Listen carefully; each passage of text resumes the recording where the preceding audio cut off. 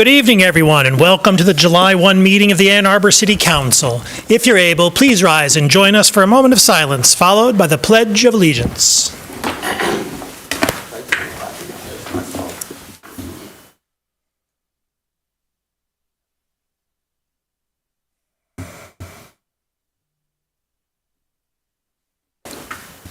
I pledge allegiance to the flag of the United States of America and to the republic for which it stands, one nation, indivisible, with liberty and justice for all. Would our clerk please call the roll of council? Councilmember Dish? Here. Councilmember Harrison? Here. Councilmember Song? Here. Councilmember Watson? Here. Councilmember Medina? Here. Councilmember Godby Edwin? Absent. Mayor Taylor? Here. Councilmember Iyer? Absent. Councilmember Ackman? Here. Councilmember Briggs? Here. Councilmember Cornell? Here. We have a quorum. We have a motion, please, to approve the agenda. Moved by Councilmember Briggs, second by Councilmember Cornell. Discussion of the agenda. All in favor? Opposed? The agenda is approved. Do we have communications today from our city administrator? No. In the absence of any introductions, we have now public commentary general time. Public commentary general time is an opportunity for members of the public to speak to council and the community about matters of municipal interest. To speak at public comment, one needs to have signed up in advance by contacting our city clerk. Speakers in all instances, both here and online, will have 3 minutes in which to speak, so please pay close attention to the time. Our clerk or the time clock will notify you when 30 seconds are remaining and when your time is expired. When your time is expired, please conclude your remarks and cede the floor. Our first speaker today is Greg Pratt.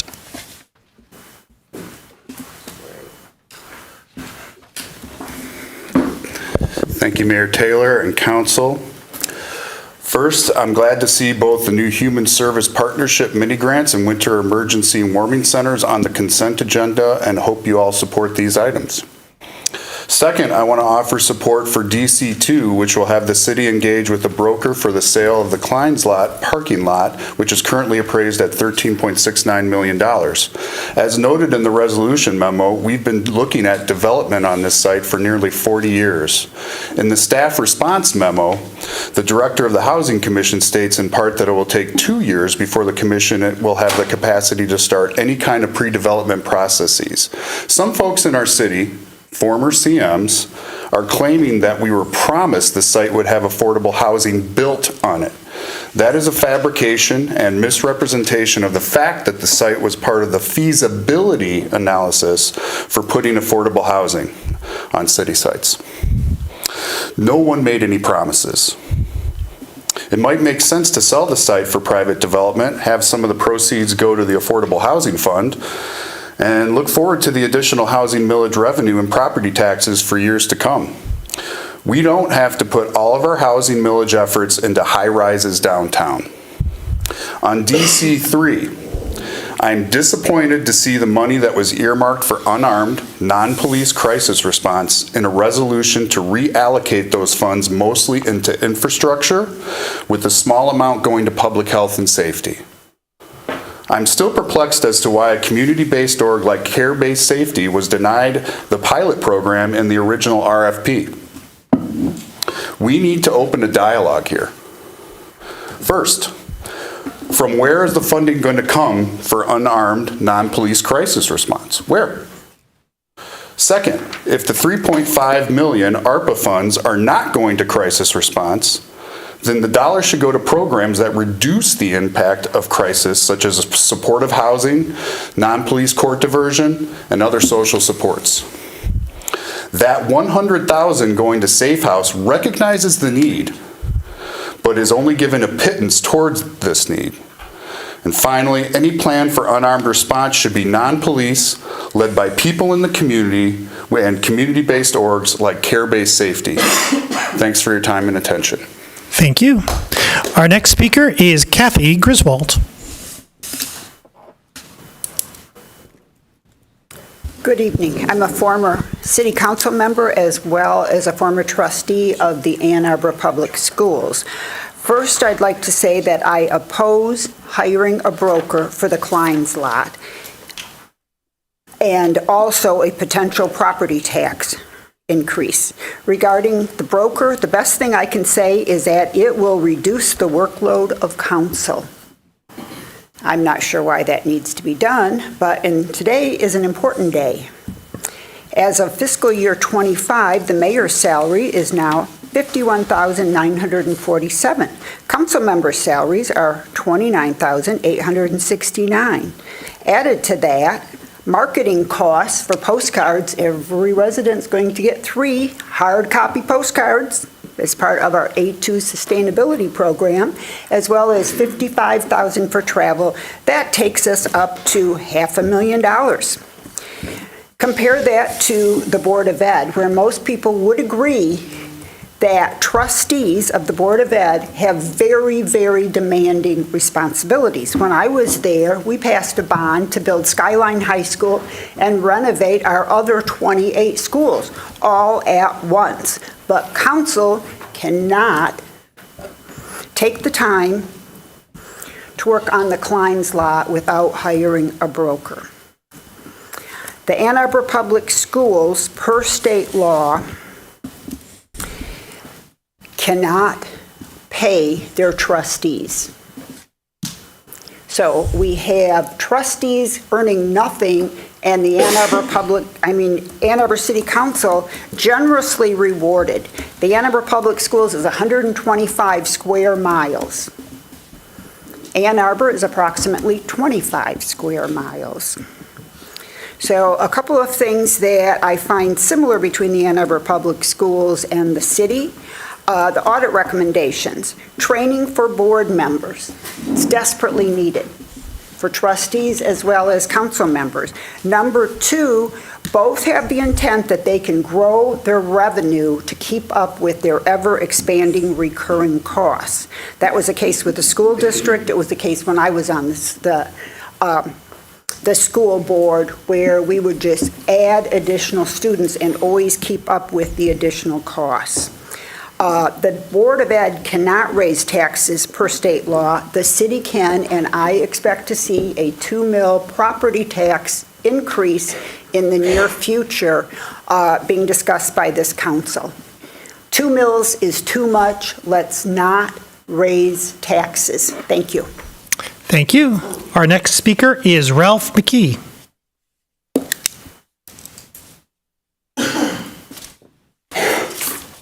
Mr. McKee is joining us on Zoom.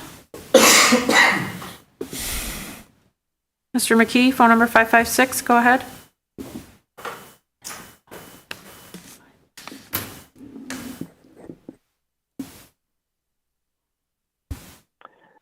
Hello, this is Ralph McKee. Can you hear me? Yes, we can.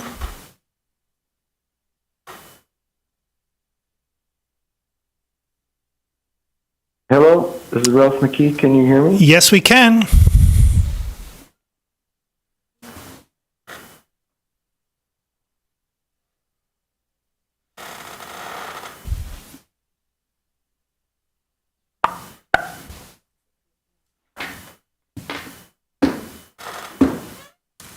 Hello, this is Ralph McKee. Can you hear me? Yes, we can.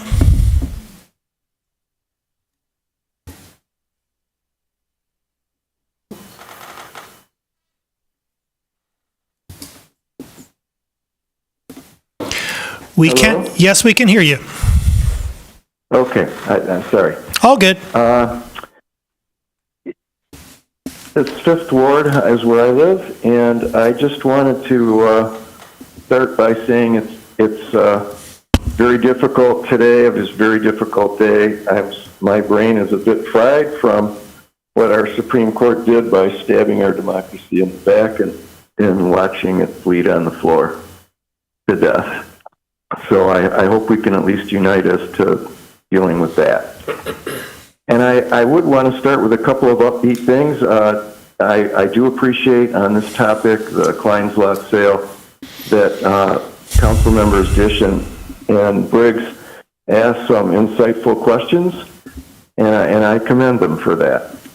I'm not as positive about the resolution or the staff answers to questions.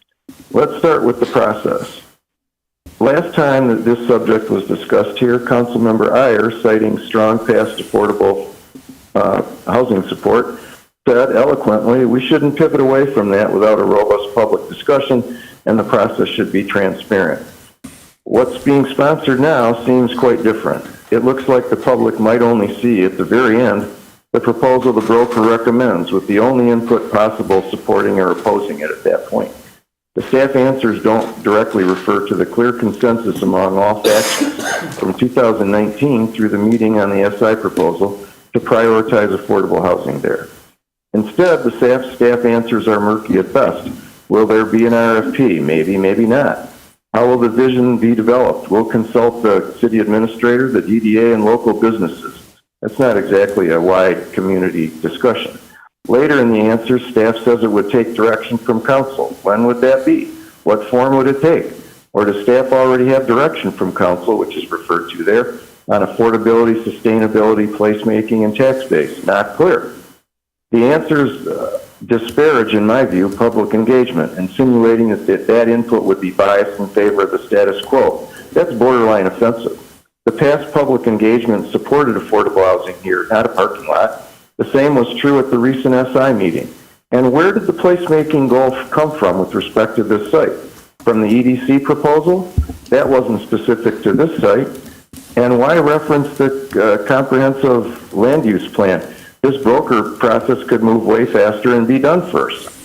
Is there any interim summary of the comprehensive plan, Ray, the downtown? I haven't seen any. And the point of all this is that you really have a very, very important process here, and it isn't encouraging public input. You already know, I think, what the community's vision for this site is, and this appears to me to be pivoting without even acknowledging that. Thank you for your time tonight. Thank you. Our next speaker is Alan Haber.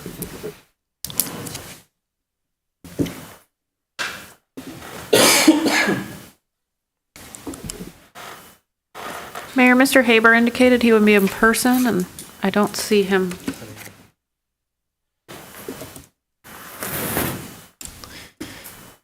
Mr. Haber is online. Can you please enter *9 now?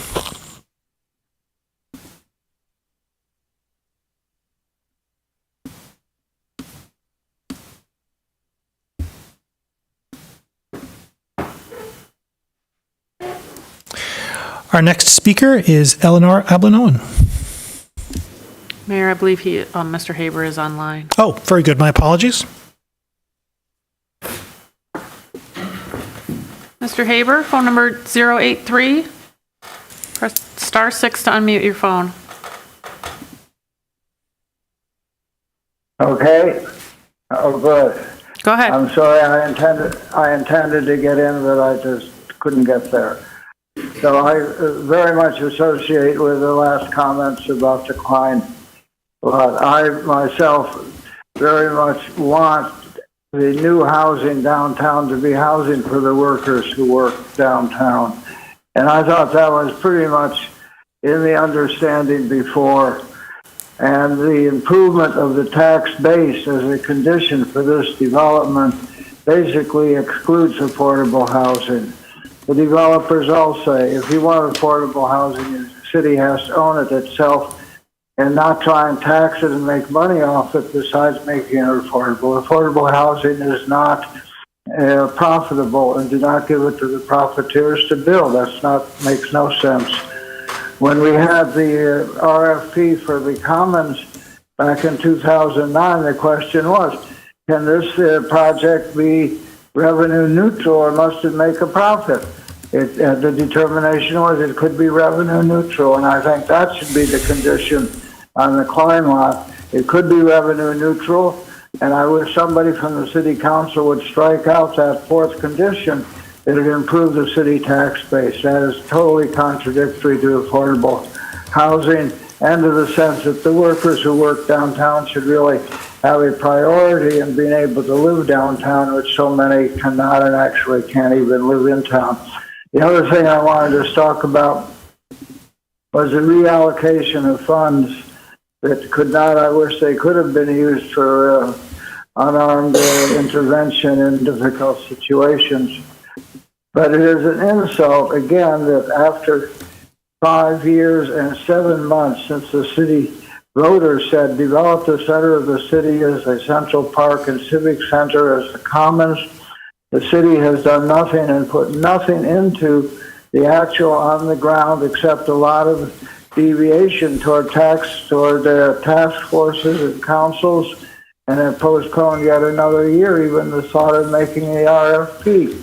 Why? Because there's no money. But now here's a little bit of money, and a trifle at least should be sent in good faith to the development of the center of the city commons. That this was not done at all is just what is increasingly a kind of 30 seconds. totalitarian democracy that we have here. Listen to the people, let them vote, but tie up whatever they want into bureaucracy and do exactly what you want on the ground, which in this case has been nothing. The parking is still parked in the park, and the DDA will not even share the storage space with public events. This is not what the people wanted and not what the city council should be encouraging. I wish you would see the great value that the commons could have in developing in the center of the city and in the outreach through the city and into the whole bioregion for regenerative development. Thank you. That's the future, and the commons is part of it. Thanks a lot. Thank you. Our next speaker is Eleanor Albanoan.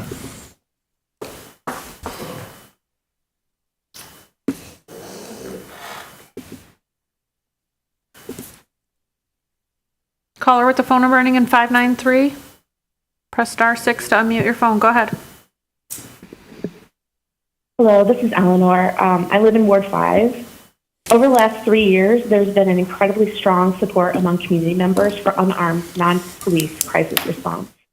City Council supported the community at the time with the original ARPA allocation. And now I'm asking you to continue support for unarmed, non-police crisis response. If we truly value equity, racial and economic justice, nonviolence, and community healing in Ann Arbor, then we need to prioritize this program. I'm asking you to vote no tonight on the reallocation of ARPA funds, previously slated for an unarmed response. It's still possible to salvage this process and continue to support the will of the residents. City Council could direct staff to work with grassroots community organizations to build a program that residents have envisioned for Ann Arbor. The program that we need in Ann Arbor should be staffed by people who have deep relationships in community. The program needs to prioritize community building, trusting relationships, harm reduction, broad community de-escalation skills, and grassroots approach to program development. This takes time, but doing it right matters more than scaling up a program that is not effectively rooted in community. I urge you to vote no or delay this vote and instruct staff to create a solution with community that actually serves our needs. If there's not an agreement to implement an unarmed response program, please consider using the ARPA funds for programs that provide necessary crisis prevention and support services by and for the community. Youth diversion programs, shelter and services for unhoused community members, crisis mental health services without police, substance use treatment and support with a harm reduction approach. Please center the needs of community members most impacted by violence and incarceration. Black and brown community members, youth who are struggling, people who use drugs, and those who are unhoused or experiencing mental health crises. Inequity and community needs that intensified during COVID have not disappeared. We need City Council to stay committed to serving community members that were hardest hit by COVID and to prioritize nonviolent approaches to community care. Thank you for voting no on the proposed reallocation of ARPA funds. Thank you for instead supporting a community-based approach to unarmed, non-police crisis response in Ann Arbor. Thank you. Thank you. Our next speaker is Ann Hansen.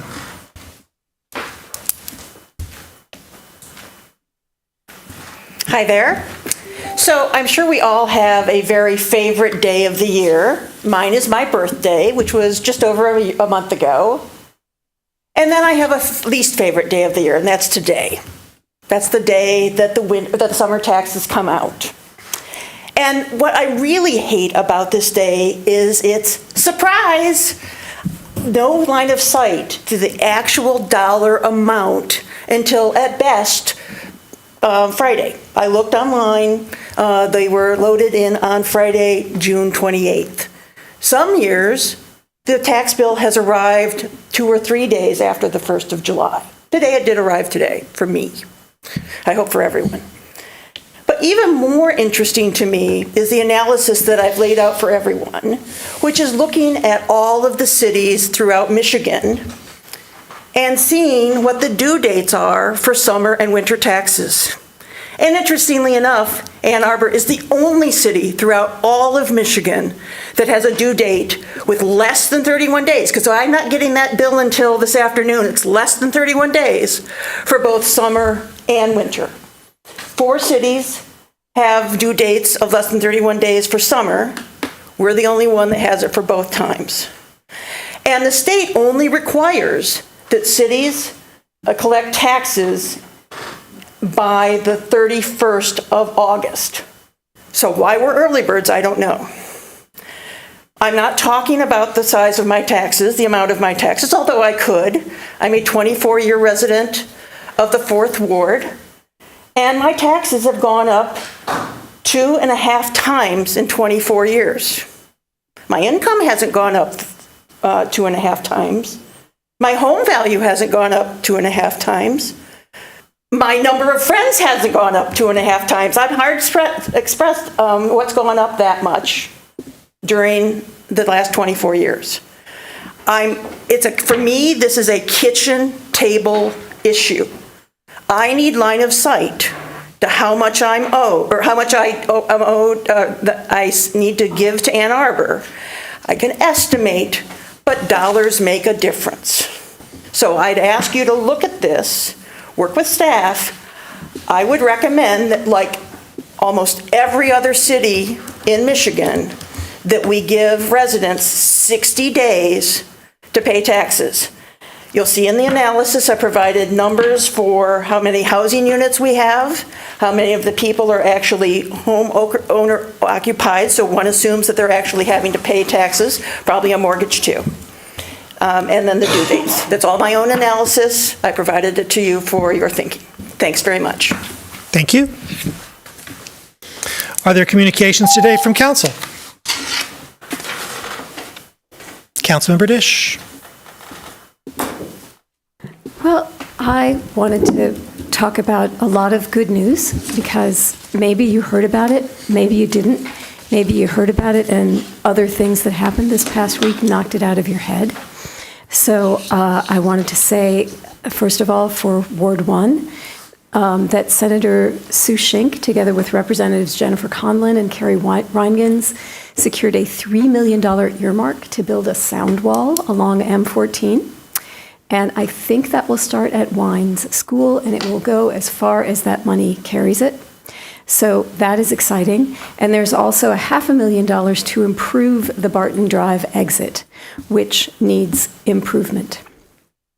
Last Thursday, Jennifer Hall announced that the Ann Arbor Housing Commission has selected Related Midwest as its development partner for the affordable housing project on the former Y lot. That is exciting.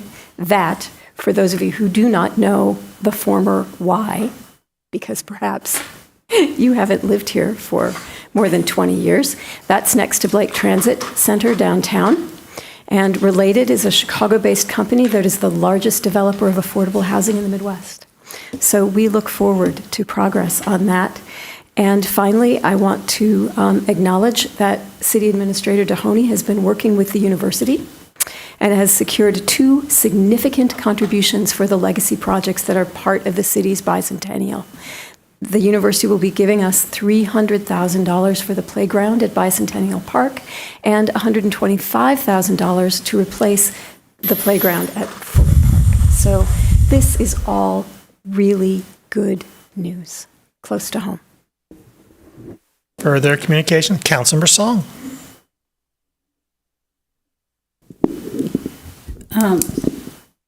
I'd also like to thank Senator Jeff Irwin for helping to secure $1.2 million in the state budget for Jewish Family Services and their efforts in refugee housing. And also thanks to Speaker Joe Tate, Representative Whitwer, and Senator Anthony, and their help in securing $1 million for Ann Arbor, $1 million for Grand Rapids, and $1 million for Lansing for secure election centers. And I'd like to point out that with this Democratic majority, this has been an effort with our Democratic representatives as we hear discussions in community about nonpartisan efforts. This is a good track record that Democrats have been on, where we're bringing funding, necessary funding, for secure elections in a very difficult time. So while we are sitting and worry about the news from the Supreme Court, know that you have Democrats in this state, in this community, fighting for our future well-being. Let me also thank the folks who had organized the 10th anniversary for the Ann Arbor Skate Park. These things take so long to organize. The folks who came out for the 10th anniversary were children when they first started organizing to fundraise for $100,000. That was a commitment to the city in order for that park to happen. As we consider another park in the city and the $70,000 commitment they're supposed to come through, perhaps they can speak to these now adults who spent time fundraising, selling brownies, selling T-shirts, decorating skateboards, doing everything that he could to advocate for the skate park, which is unique in our entire state and has inspired other skate parks throughout New York and Michigan. So the future is for our children, so speak to them. Thanks. Councilmember Briggs. Thank you. To add to the good news, we also received word that here on Waterloo Pathways Initiative is going to receive $3 million in funding to help fill the border-to-border trail gaps. So that is very exciting. And I also just wanted to thank our public commenter for coming in and talking about taxes and giving some recommendations on that. That was some good insight. Definitely follow up on that. And for the other public commenter that mentioned a tax increase that is not founded in any sort of way, so I wouldn't put too much concern around that situation. Councilmember Ackman. Thank you. I wanted to take this time to remind people about our fireworks ordinance that only allows fireworks during certain time frames and only around national holidays. So for Independence Day, you can use them July 4th, 5th, and 6th from 8 a.m. until 11:59 p.m. And I'd also just ask folks to be sensitive to the fact that they might have neighbors for whom fireworks can be a trauma reminder, especially if they served in combat or went through a fire explosion or gun violence, which sadly on the latter is all too common today. So perhaps consider whether you need to light them off at all. On a related note, our county has experienced a big rise in firearms-related crimes this year. As of mid-June, we had 30 shootings in the county since January, 4 of which were homicides, and primarily this has been among our young people. This is really concerning. It's touched Ann Arbor residents with a couple of these incidents in Ward 4 neighborhoods. A variety of law enforcement agencies, our county prosecutor, and community groups in Washtenaw County came together last month to discuss how to address this issue. And I want to extend my immense gratitude to Chief Anderson, Lieutenant Mills, Detective Thiel, and many others in AAPD, as well as residents who came together to discuss incidents of gunfire in their neighborhood and how these incidents can be prevented going forward. It really does take a whole community. Also recently, the U.S. Surgeon General has declared gun violence to be a public health crisis and one that's especially devastating to children. And I think framing gun violence in this way opens the door to prevention strategies, which includes keeping guns stored safely and out of the reach of children. Apparently, a lot of these guns are being stolen from people's cars. So anyway, I've talked to our police about how we can get gun locks to anyone who may need them, and they're working on a plan on a public outreach effort now that includes an approach that's much more akin to our Narcan machines, where you can get your lock without having to interface with law enforcement. So look for that soon. Is my time up? Because I briefly just want to say that MDOT is seeking input on their active transportation plan for the university region. If you go to the website mdot.altago.site, you can take a survey and see what they're up to. Thanks. Further communication from council.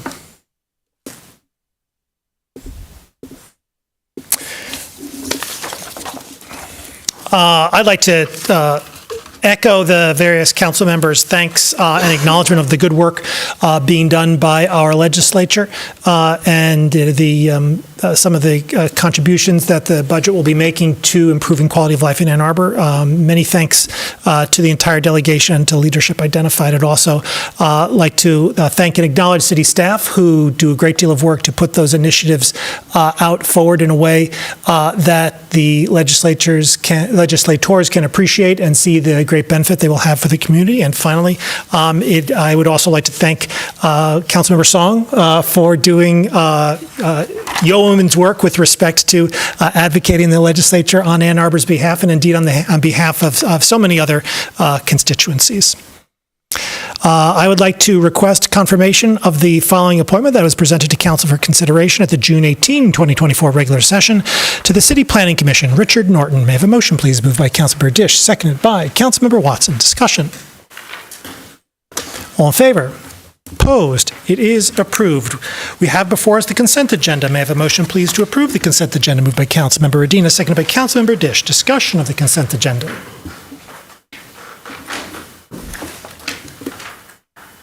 All in favor? All opposed?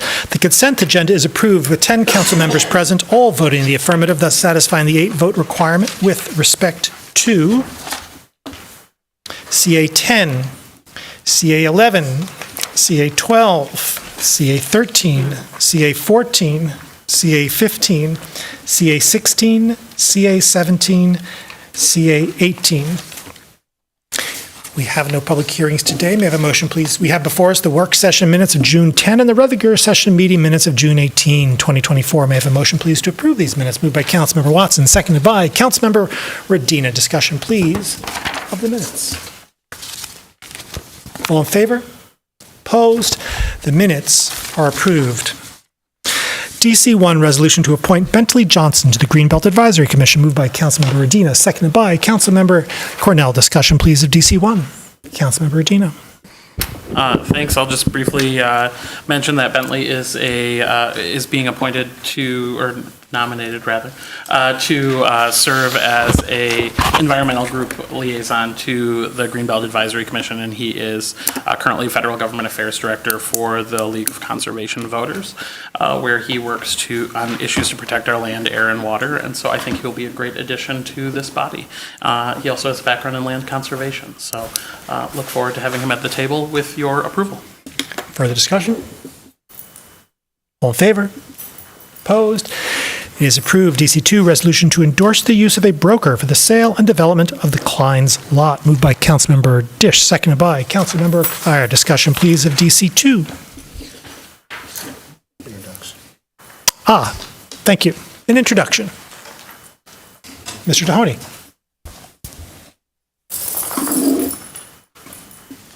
I thought Mr. Fournier was here in person, but I don't see him, so maybe he's online.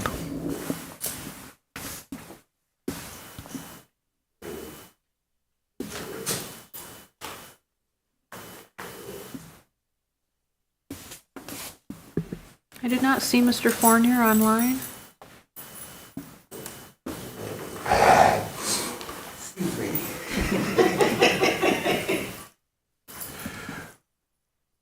Would it be appropriate to go to DC3 and come back to this? I'm good with that. Structurally, we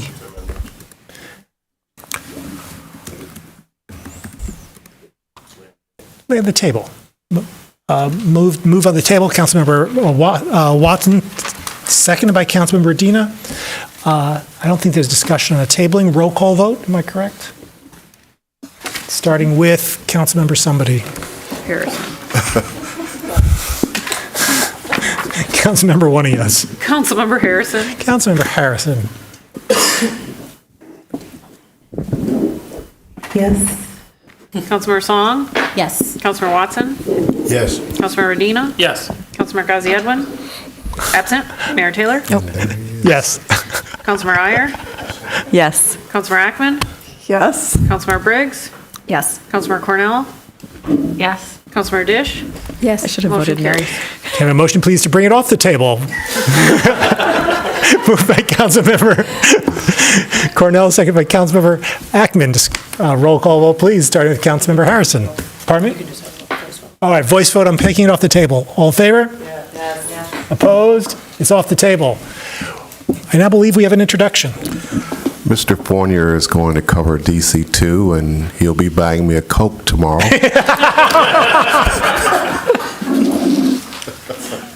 Good evening, members of council. Thank you for your patience. We were interested to see the resolution from members of council on DC2 calling for the use of a commercial broker or a seller's agent to help us market city-owned properties.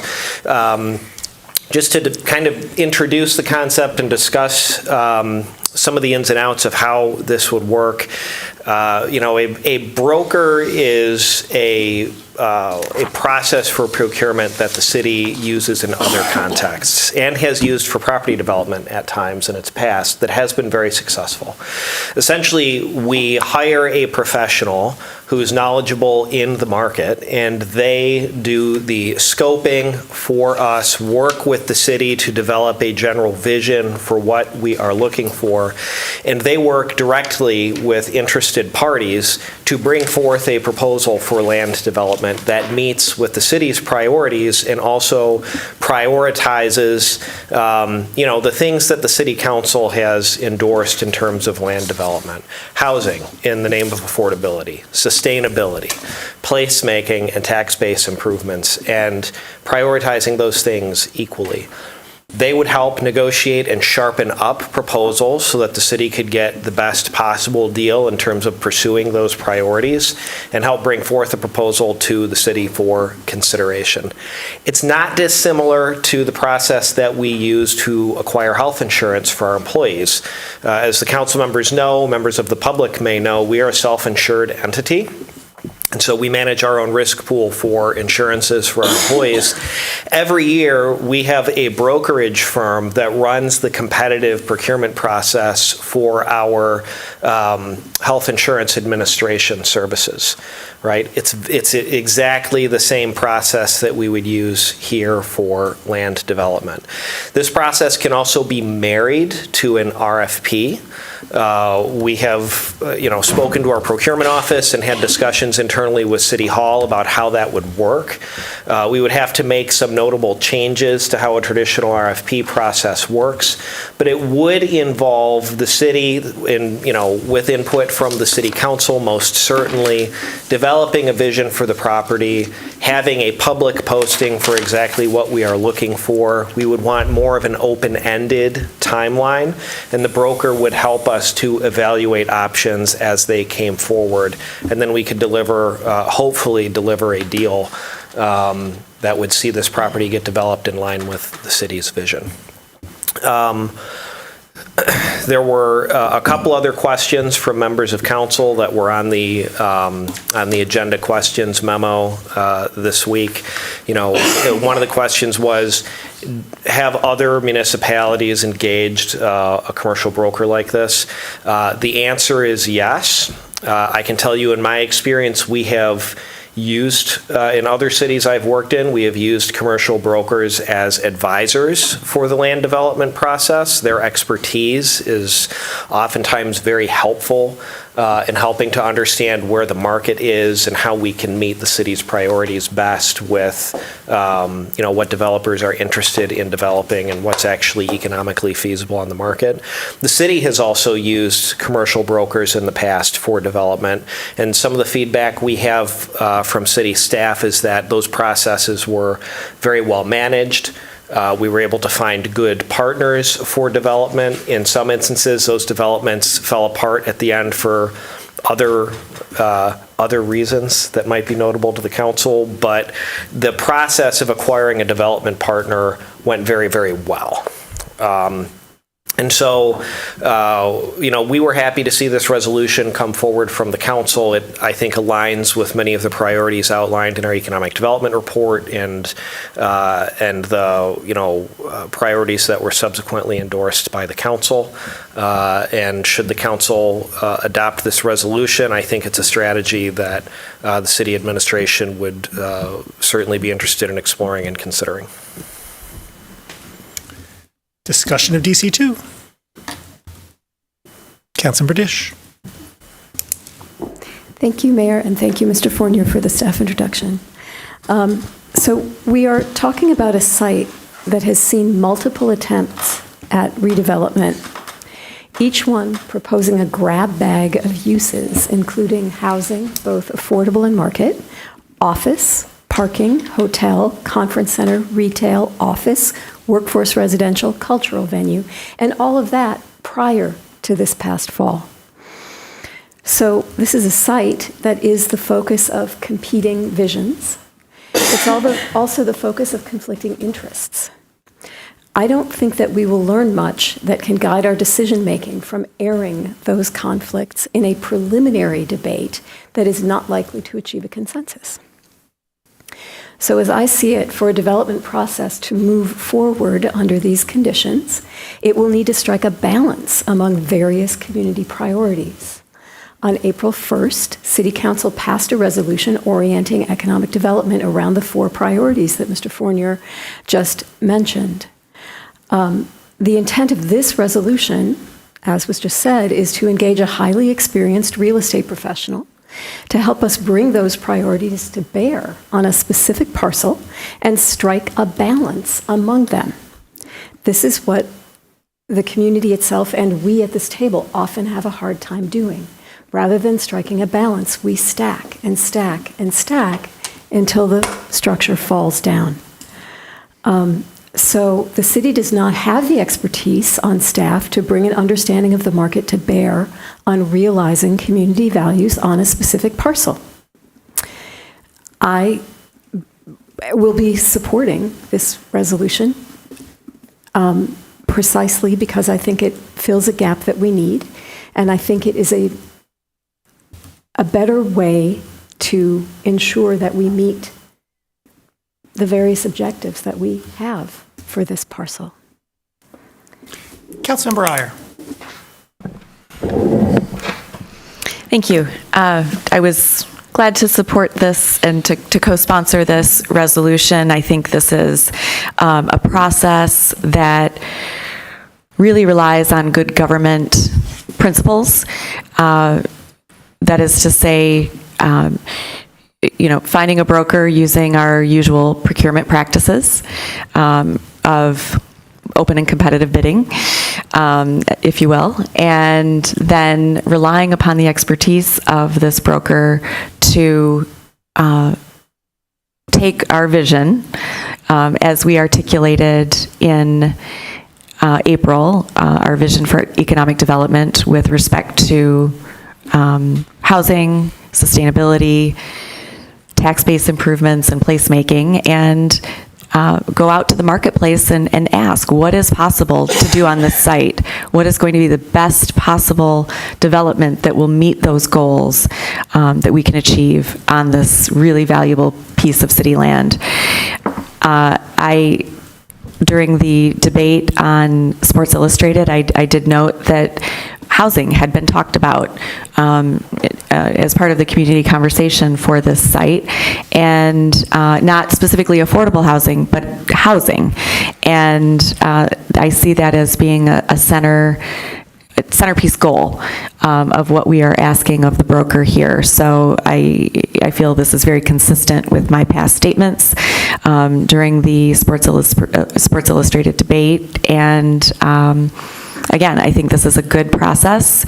It's an open process, and it relies upon transparent principles, of good government. And yet, while at the same time recognizing that we here at the council table don't have the expertise to do this work, we've seen that tried, we've seen it fail, and this time I'm hoping that we're going to see a much better outcome.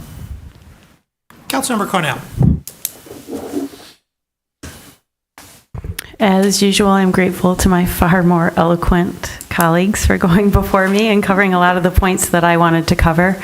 I wanted to reiterate a point that was made by someone earlier in public comment, just to clear up what is a lot of misinformation and, quite frankly, spin out there. That the fact is that this property was considered as part of a feasibility assessment and was not ever promised to be used for a specific purpose, but rather researched for what its potential might be, and within a very narrow set of parameters.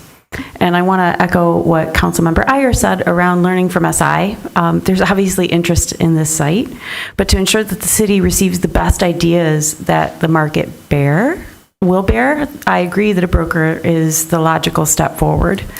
The truth is, although we have taken steps to move in that direction, we do not have an economic development office in the city of Ann Arbor, and for a city of our size, that is incredibly unique. This type of transaction isn't routine in Ann Arbor, but nor should it be. We're talking about an incredibly valuable site, and we're talking about doing it in the right way, because simply our bench just isn't deep enough, and this expertise is best outsourced.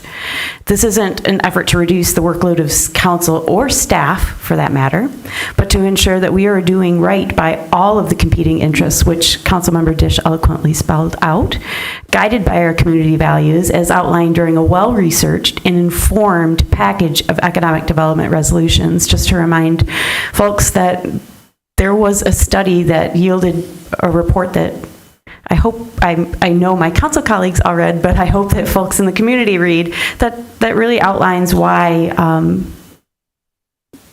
looking at our assets in a way that is critical and in the best use of what we want in our city, placemaking, sustainability, the things that have already been talked about. The whole point of those resolutions was to not be site-specific, but to set a much broader vision for our community to guide us forward. So I want to thank staff for their work on this. Again, Councilmember Iyer and Dish for their synopsis, and I'm very excited for this to happen in Ward 5, and I'm supportive, and I look forward to council colleagues supporting it as well. Councilmember Briggs. Thank you, and I'd like to thank my colleagues and staff for working to think about how we can move forward with this, as folks have mentioned, really important site in our city.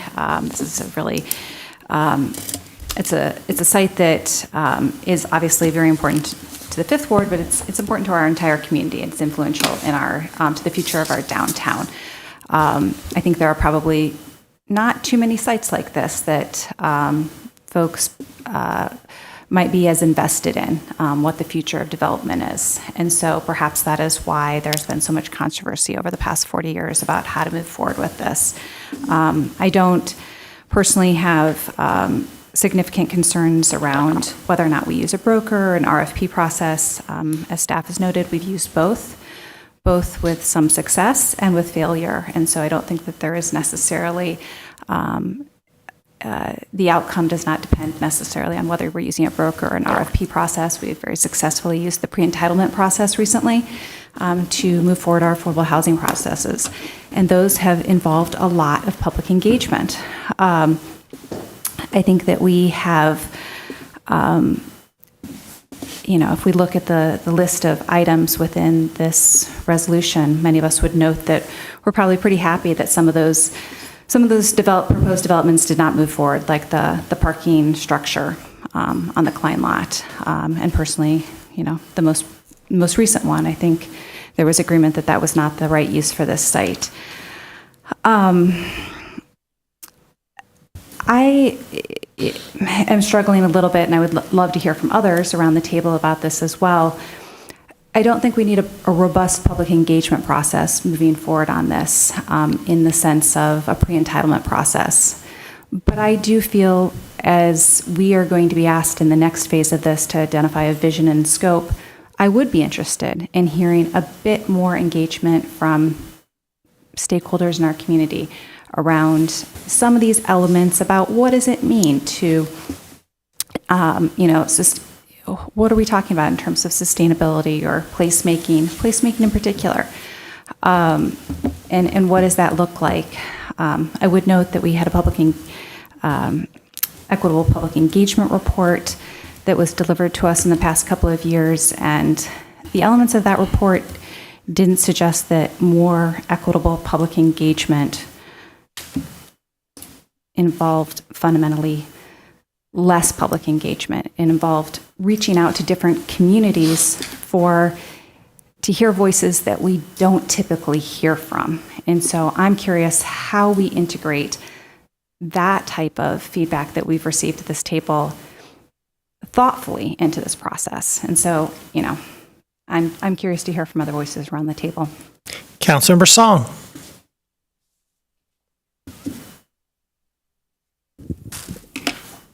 We knew that we needed over 3,000 new affordable housing units since a 2015 study by the county. And this was supposed to be built by 2035, and we are thousands of units short. And we know that introducing market rate housing helps us with our housing crisis. We know that we have, I think last I checked, almost 7,000 folks on our wait list for affordable housing. And we spend years and years and years talking about a handful of units and how that can come to bear. And then we create conflict in our community over a handful of units. Meanwhile, other major cities actually acknowledge that they're major cities and make much bolder moves. There was a time where I was watching Durham, North Carolina's city council meetings, and how they were able to align their interests for their housing crisis by putting together private developers, community foundation, the city, Duke University, getting affordable housing millage done and units in the ground. Columbus just announced back in April that they are planning to build 88,000 new homes in 10 years. And here we are nearly 10 years later talking about maybe a couple hundred coming into fruition. Who will wait for us to figure this out? If you're looking at folks who stay in this community for K through 12 experience, or folks who stay here for their university experience, doing research or studying, we are losing people in this state in coming here for a very popular experience. So for me, the issue is timing. And this is a good opportunity to get out of the way. If we are the problem, and we can hand this to someone who has the expertise and figure this out in a more timely manner, I would hate to see this be another discussion for another 10 years. So I would like to see this happen. I'd like to see these units built. I'd like to beat Columbus.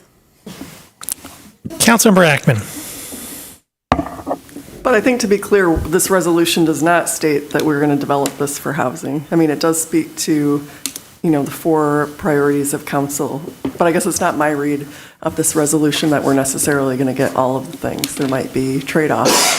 One thing might be, I don't know, it sounds like it depends what comes forward and what the market is like. I was hoping that Mr. Fournier could talk a little bit more about what the process looks like. I mean, in terms of council being involved in the vision for this, and I completely understand the motivation behind this is not to over-prescribe, but I just don't really understand the mechanics of the broker process and how and at which points we'll be involved and at which point there is our normal development, community engagement, and that type of thing. Sure. Well, I'll have to speak a little bit in generalities rather than specifics, but we would, I think in our agenda response memo, our recommendation is to go through a competitive procurement process for a commercial broker or a seller's agent. Probably not an RFP process, but more of a phone quote process. These are not businesses that typically do government RFPs, and so I wouldn't expect that would go particularly well. And that's perfectly in line with our procurement policies in the city. We do that all the time for this type of professional services contract. We would make it clear, I think the scope of work that we would want is somebody who would work with the city council and city leadership to help develop a very general vision. We're looking for housing. I mean, we would talk about those 4 priorities for sure. I don't think we should assume that one of them would be left off. We would ask a broker to market this property in a way that maximizes our public policy outcomes in all 4 areas. And there of course would have to be trade-offs for economic reasons, but I wouldn't, for instance, assume that the city would bring a deal forth that would maximize revenue to the city in exchange for any sustainability. right? And so I think we would want some kind of general statement of vision that's prioritized. The commercial broker would take that general statement of vision and start personally or individually marketing the property to interested developers. I think it would be important to have a commercial broker or a seller's agent who is on the national development circuit, not somebody who is just a local commercial broker or just works in, Southeast Michigan or something like that. We would want to be talking to developers across the country who have a history of developing projects in urban centers like Ann Arbor's that achieve important placemaking and walkability outcomes. They're used to dealing with things like electrification. They're used to dealing with, passive heating and cooling. They're used to dealing with those types of concepts. We would want to see developers who worked in that space already and had a successful track record of developing properties like that. And, through that kind of direct negotiation, they would identify, maybe one, maybe more than one developer that would be interesting to the city and bring them forward. Since this would involve the transaction of city land, there would be the negotiation of a purchase agreement. That would be an 8-vote item in front of the council. And so the council would be intimately involved at that point. There's the drafting of the scope up front, and then there's the discussion of the development proposals that come forward more toward the back end of the process. And that, at that point, when we get an interesting development proposal, this starts to resemble a pretty standard development process in the city. All of the various requirements of our city ordinance in terms of site plan approval, in terms of our, public engagement and public participation would kick in, the public meetings, the, mailing of neighbors, approval in front of the planning commission, things of that nature. And so I think that there's a lot of opportunity for engagement. And I think that, process-wise, this would resemble a lot of other similar city processes that we use on a day-to-day basis for procurement of these services and for kind of working with the council. When your time comes. Councilmember Iyer.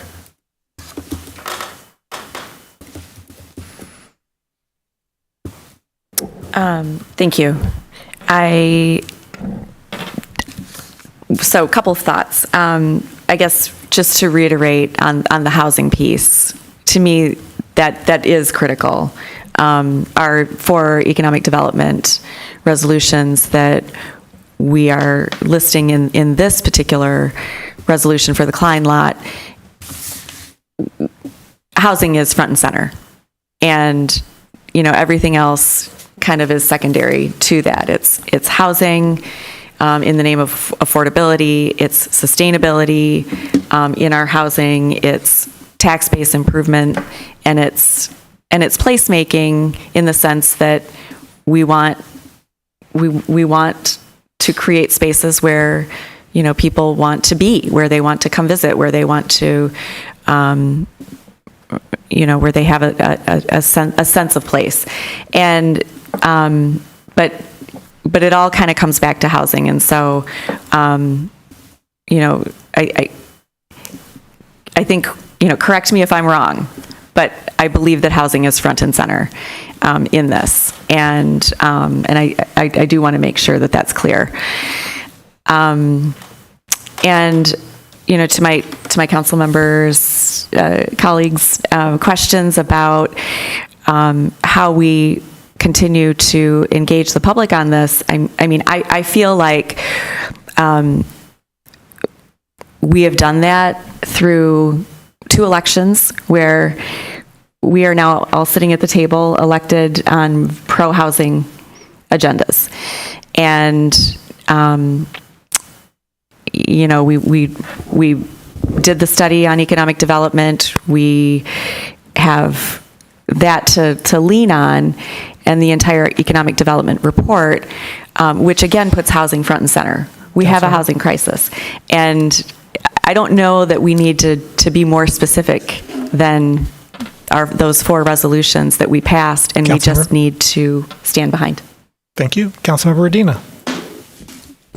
Thank you, Mayor. I can be pretty brief now because Councilmember Ackman asked the question that I was hoping to ask around which public engagement opportunities would exist in this process. And so I appreciate that. Thank you.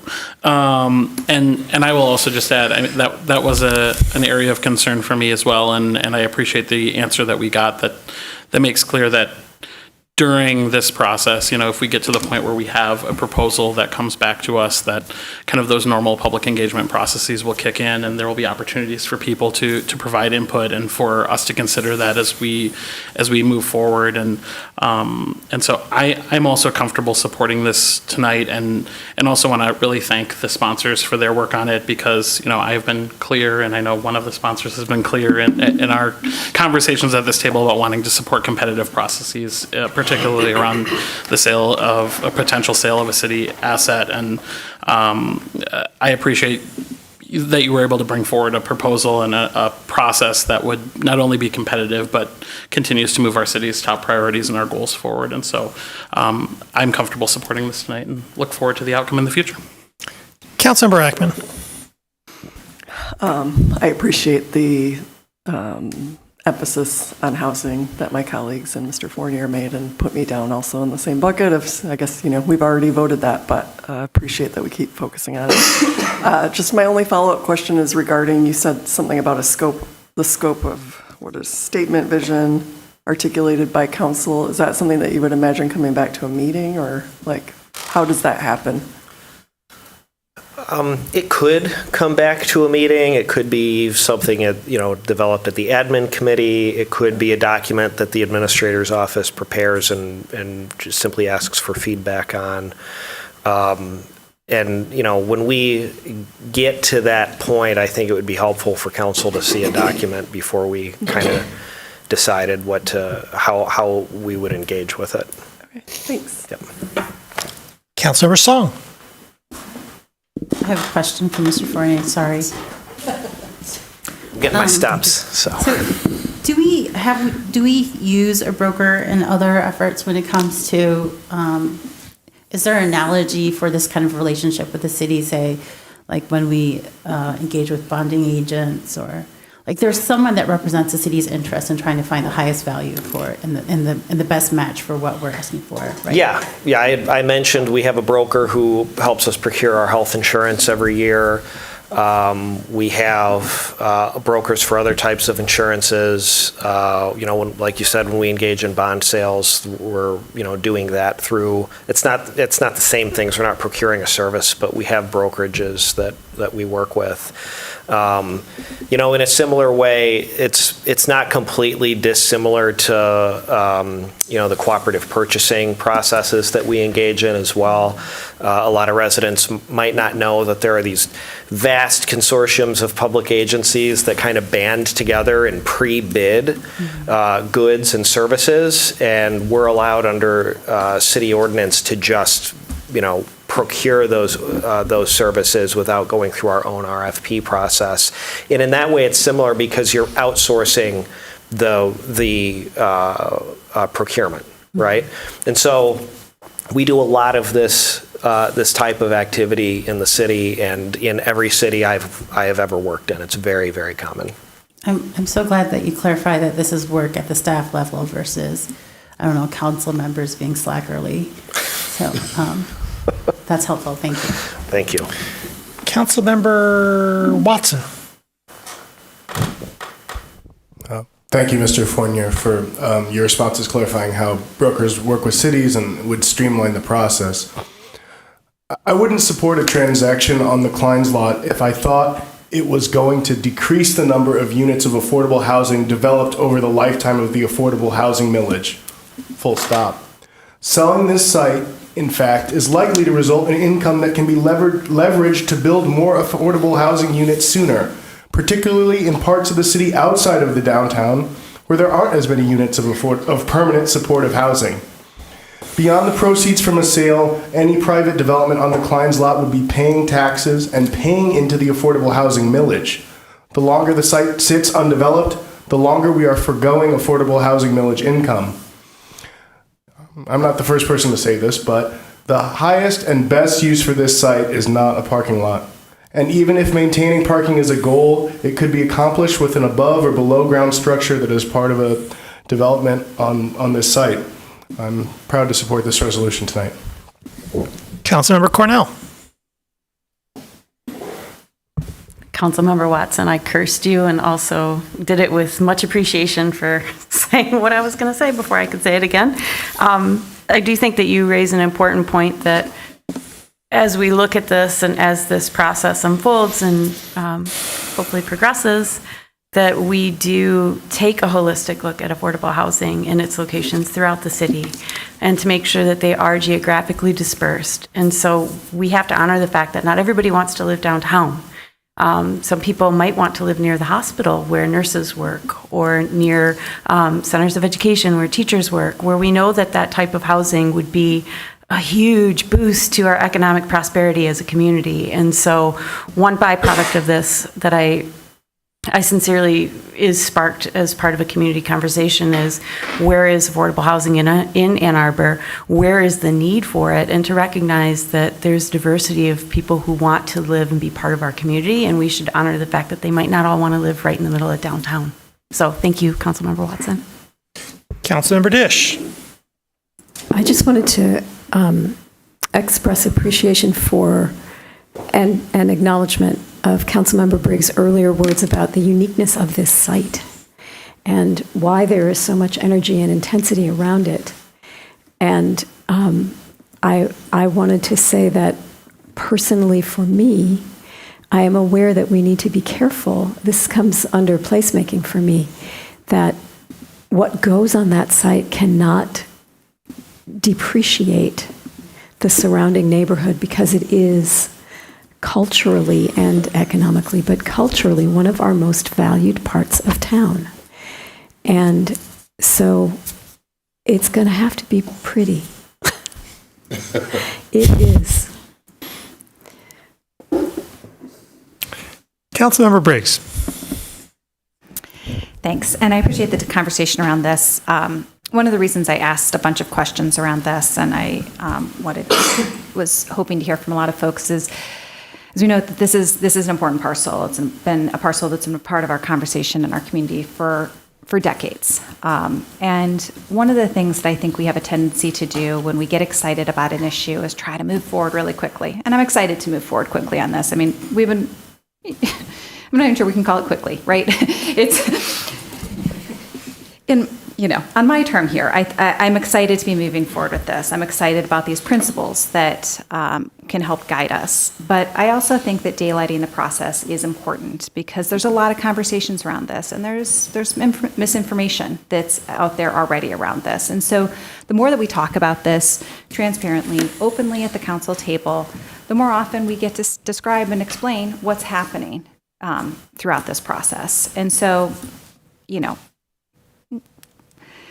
I say that with, limited amount of times that this should come before us. But one small amendment I'd like to add as a resolved clause that was included within the responses to the questions that I asked. To question 3, it says, we would propose that City Council approve a general scope or vision for what kind of development is desired at this property. And I think the scope and the vision of this is going to be something that people are going to be interested to hear. And I think it's an important time period to check in and for folks to be able to come and share their thoughts with us, and for us to be able to share our thoughts with them as we've been learning throughout this process, because as we know, we learn things between these meetings. So I would like to add an amendment that proposes a new resolve clause, resolve that City Council would approve a general scope or vision for future development of this parcel. Seconded by Councilor Ackman. Is that friendly to the body?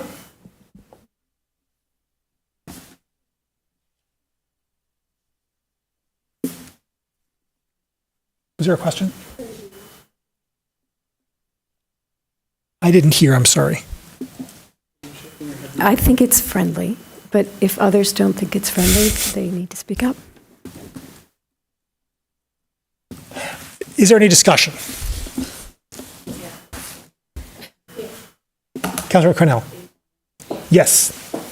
I think we'd want to be more prescriptive than that, and that's what worries me, is when we talk about just a general vision, that's when this process becomes an RFP process versus a broker process. And so I think I'd want to understand what that looks like, or perhaps proceed with the staff's recommendation on what that might look like versus direction from council. So I'm just reading from our staff responses that says, we would propose that City Council approve a general scope or vision of what kind of development is desired at this property. That is not currently articulated within the scope of this resolution. So I'm just suggesting that within the context of what I've heard around the table tonight, around that being not a detailed, lengthy document, but rather, we are going to be approving a general scope or vision. Councilmember Iyer. Thank you. Again, I feel like we've articulated our general vision through our 4 economic development resolutions. I would be curious for Mr. Fournier if you could help shed a little light on this. Sure. Here would be my recommendation to the council is obviously these important decisions come back to the council, need to be informed by the council's values, need to be informed by the community's values. Our history in Ann Arbor is to overburden the development of properties with requirements. Even when we engage in processes where it's acknowledged at the beginning that we shouldn't do that, we tend to do it. And that, in most instances, is the culprit of why development deals fall apart. And so, because we begin pushing development proposals in ways that make them economically infeasible. Mm-hmm. So I don't think that the concept of council approval through a resolution of a vision isn't necessarily problematic. But historically, the city hasn't done well with that approach. And so I would just leave the council with that advice to think about. Thank you. I'm super comfortable with leaning on our vision of economic development, of using those economic development principles of housing with a sense of place that's sustainable and that improves our tax base. To me, that's a vision. That's actually a pretty specific vision, as it is. And I think if we go beyond that, we are starting to wade into the territory of laying out things that start to discourage developers from even engaging in the process. I want to get as many ideas as possible. And once we start being really prescriptive, we're going to start driving people away from the process. So I'm not going to support this. Councilmember Adina. Thanks. I also have a question for you, Mr. Friend. I'm going back to the agenda response memo, and I'm perhaps reading this differently than my colleague. I see that we would propose City Council approve a general scope or vision for what kind of development is desired at this property in response to a question about if this process were married with an RFP. Was that advice, that response, dependent upon an RFP process rather than a brokered? I think that sentence was meant to convey that we would want council's engagement. Does that mean that there's a formal resolution with a hearing process or something like that? That's not. that's not what we were intending to convey. But as I just said up here a minute ago, we can do it through there are multiple ways to do this. We can do it through a formal resolution from council. We can do it through the admin committee. We can do it through a vision that's shared with the council for some informal feedback. There are a number of different ways that we can approach it, and it's, really at the discretion of the council how we do that. My only caution is if we're going to, prescribe a more formal role for council up front, I would recommend a very, very generalized vision for the property, and really resist the temptation to start getting into, very particular details about heights or about, exterior features, or it's, it has to have a park in this corner or things like that. When we start getting into those types of details, we are really limiting ourselves. Thank you.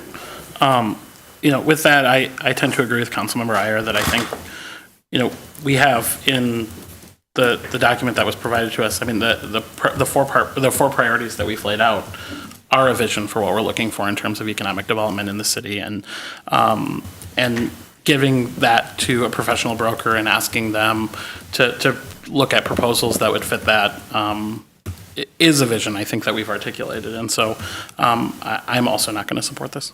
Councilmember Ackman. So I can completely, entertain and buy the idea that we have set a vision in our economic development plan that perhaps should be enough here. But I feel like I'm hearing mixed messages. I feel like Mr. Fournier said that this process would involve city council, some kind of a scope coming to us beyond what we have right now.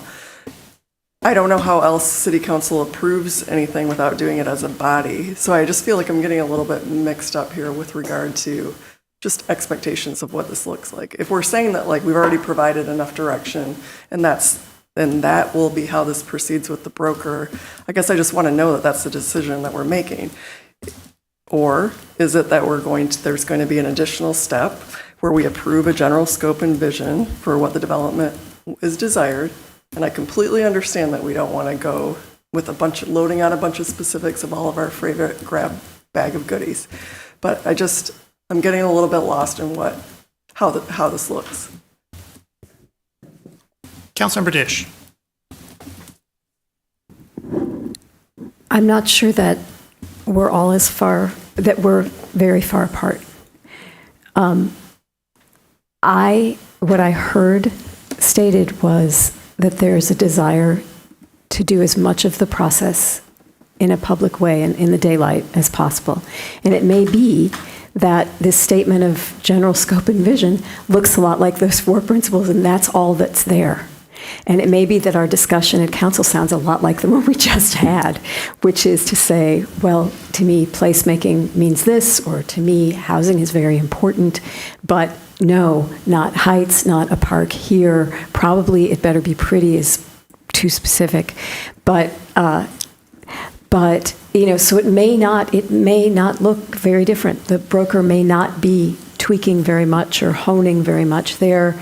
I imagine that in this kind of a process, the attunement between what the market can provide and what community desires happens a lot in the negotiations that the broker has with I hope multiple developers, maybe more, maybe less. And if I'm saying anything wrong, please. So I personally am totally committed to us not digging into the details as if we were the Planning Commission. And I feel like I think there's a really good appreciation after having read the report that we received of how that doomed us in the past. And by us, I don't mean us, I mean this body, because it has a history that's longer than our sitting on it. And so I feel like this is just about, here's what it looked like. See, it doesn't look very different than our economic development principles, and now it's going out. And if that makes people feel better because they are seeing what's happening, even if there's not much more added to what we've done tonight, it's one meeting. I don't think it's not, 2 public hearings and all of that.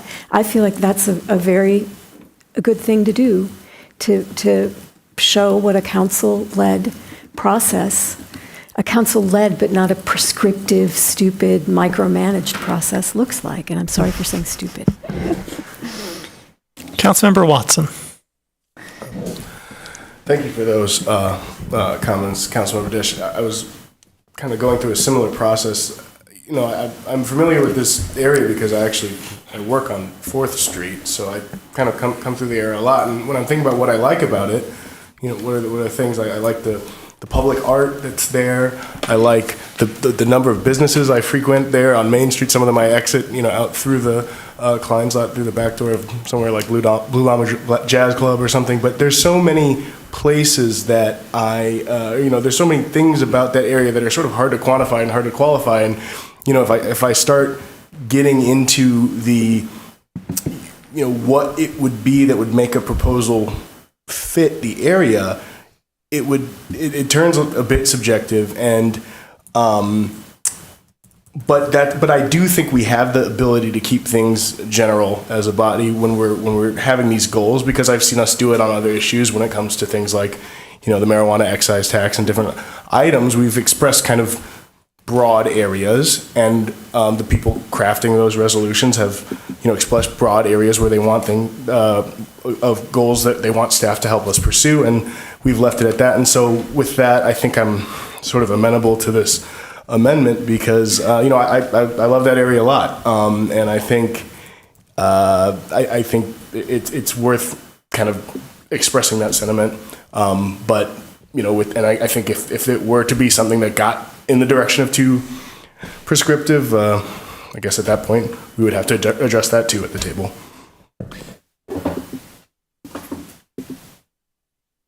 For my part,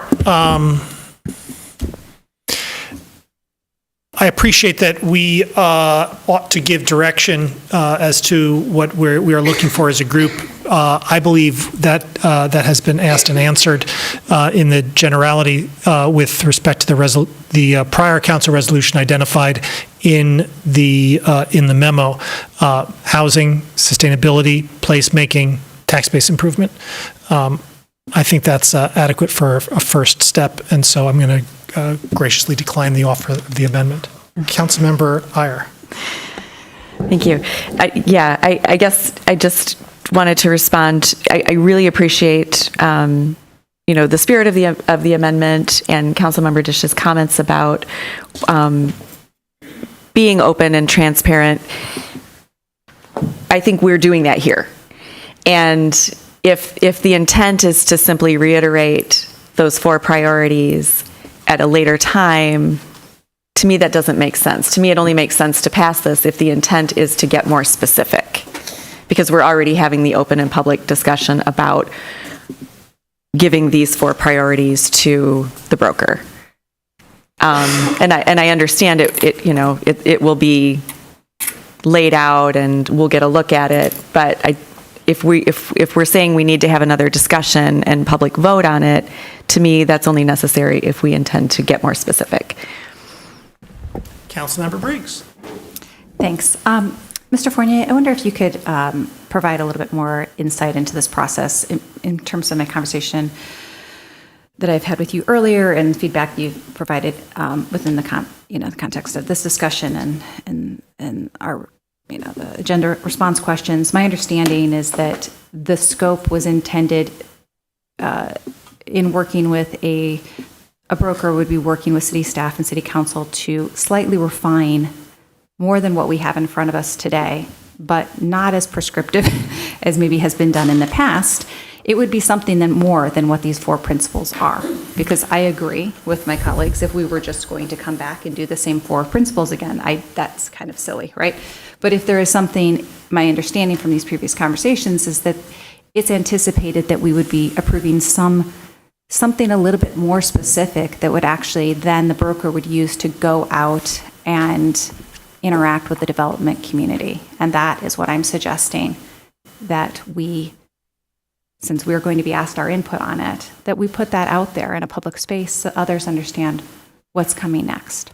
So can you help explain that? I think, as part of our conversation with our council members, what we're recommending is that we need to bring the commercial broker on and have their expert advice on what this document needs to look like and what it needs to include. I can't sit here and tell you right now that it necessarily would be quite a bit more or more detailed than the 4 priorities. A broker might tell us, we have a history of successful developments in the downtown that we can provide as examples. We have these priorities from council. We have the zoning. We have other planning documents that are important here.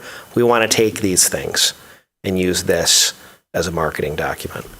And so I think that we would want that input before I could really even tell you how specifically detailed a vision might be, other than my very general guidance that it should be very general and very vision oriented. So, Mr. Dahona? I thought I'd make some comments to try to help the discussion that's taking place. So, people that are in this space as brokers, they have relationships all across the country. They know things that we simply do not know. They may know of potential folks that are looking for certain types of development opportunities. We don't know that. And so they will work through their network to try to be responsive to the client. I too, like Mr. Fournier, have had experience dealing with brokers, and the back end can go one of 2 ways. They're going to evaluate every offer that comes to them, and they're going to then come to the client. And one way they can do it is, I fielded 9 offers, but only 4 really meet what you're looking for, and lay those 4 out. But here's one that is better. So I've seen situations where the city council would then see what the one offer is. What I'm committing to you, given the dynamics that's gone on around the site, if the broker said, here's 4 offers that meet the spirit of what you've said, I would bring you all 4. It doesn't mean I wouldn't say, but the administration recommends this one, but at least you'd see all 4, and then you can determine where your comfort level is. One of the areas of specificity that I've had in some of the conversations with council is we really need to be clear if there's something that is unacceptable, because the zoning lays out what's allowed by law. And since people that bring bids forward in the manner that we're speaking of will invest time and money, it's not a good look for us as an organization to have them do that and then turn around and say, we're not even going to entertain that. It's like, well, why didn't you just say that up front, and we wouldn't have submitted it? The final thing I'll say in terms of process that, in my professional opinion, would not be good for the organization is that if we reach an agreement with someone to purchase the lot, and then they go through the development process, and then we say at the end, no, well, why did I give you $13 million? I never would have bought it. So we maybe we have to look at, when does the sale actually get finalized? And to Mr. Fournier's point about the layering on, that can work 2 ways as well. So it can scare off people But they could also say, well, I'm interested in the lot. You want me to do 6 things. Fair market value's 14 million, but because you want me to do 6 things, which I'll do, I only want to buy it for 9. I want a discount on the sale price because you are now imposing your will as to what I can do with the property that's about to be mine. All of those things, we have to kind of work through.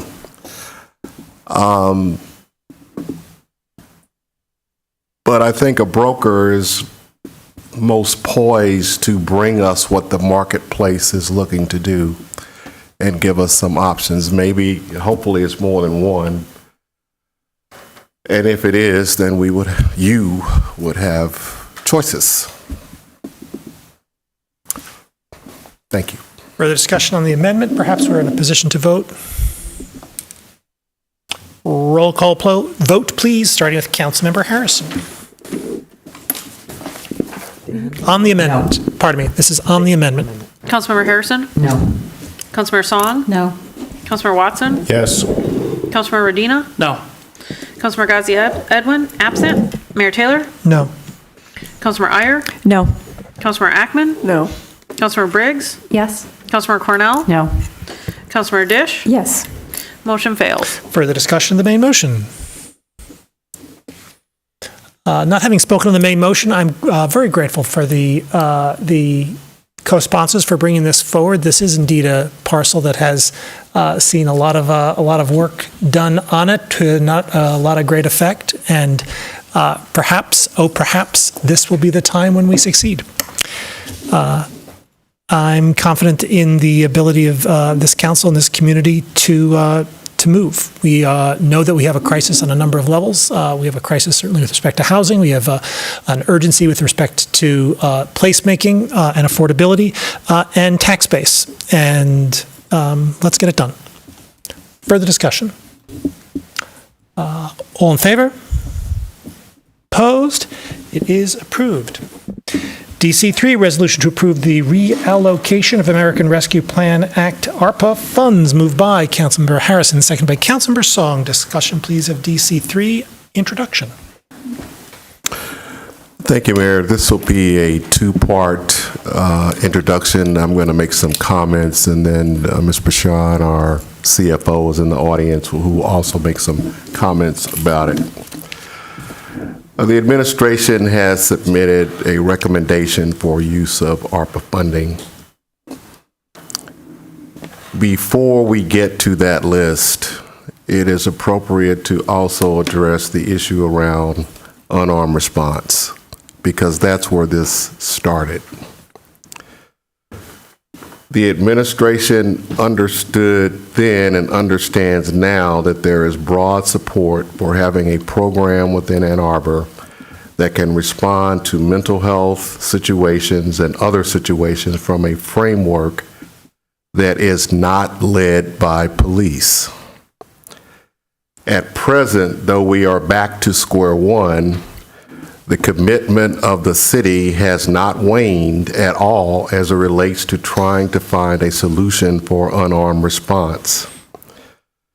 We have begun researching various options in depth to determine if there is an adaptable model worthy of some form of replication in Ann Arbor, or if there is a need to go with a from-scratch approach that is workable. We are in communication with programs in various cities. We have plans to visit a few of those later in the summer with the intent of bringing before City Council at some point a model worthy of consideration. So the commitment to unarmed response is completely unaffected by the decision to make separate recommendations with regards to the ARPA funding. The issue is one of timing. ARPA funding must be decided and committed by December 31st. And that means a lot more than simply a verbal declaration of what we intend to do with the money. Committed means needs to be contractually obligated to be spent for a specific purpose, more than simply sitting in someone's bank account. At the operational level, we have determined we don't believe we actually have until December 31st. We believe we have until the beginning of Thanksgiving week. Because once you get to that point, if you don't have something already solidified, then you're looking at delays because people start to leave for various forms of holiday observance.